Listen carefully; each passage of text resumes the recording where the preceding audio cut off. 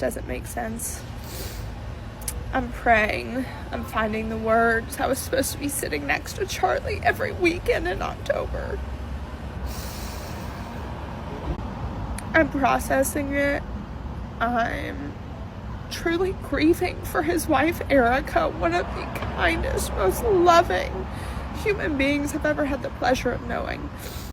On Wednesday, September 10th, Charlie Kirk, who was a political activist, co-founder of the conservative organization Turning Point USA, was assassinated in broad daylight while on stage at Utah Valley University.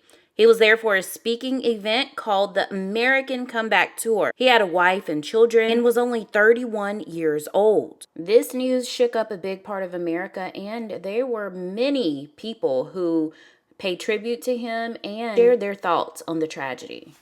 A lot of people were affected, including many socialites, reality TV stars, and celebrities. But who I noticed was heavily torn about this tragedy is Savannah Chrisley. Savannah has taken a big chunk of her life and devoted to speak at different events, including political appearances and non-political.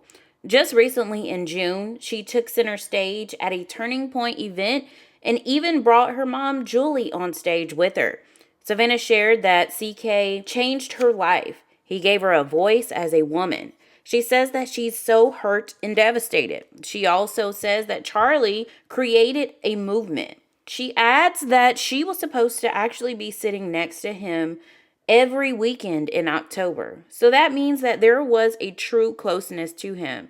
And she's not just speaking to stay afloat with the media. She's actually a part of his life. She did acknowledge his wife and kids as well. Savannah is going through it. If you have been following the Chrisleys or their show on Lifetime, The Chrisleys Back to Reality, then you've seen all the pressure Savannah is under and the pain that she has felt with her parents, Todd and Julie, being away for 2.5 years.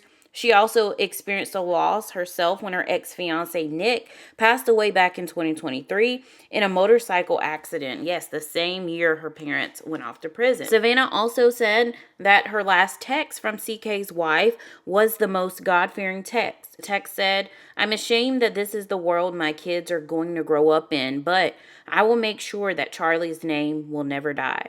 Savannah got a lot of criticism online for publicly mourning his death, which, yes, is kind of weird, but she actually had a relationship with him and his family. But I feel like there's a time and place to have discussions on selective empathy, and I don't think that her post is the right place or time to do so. But I do hope Savannah stays safe herself because it's a very dangerous world out here that we're living in. Tell me your thoughts below.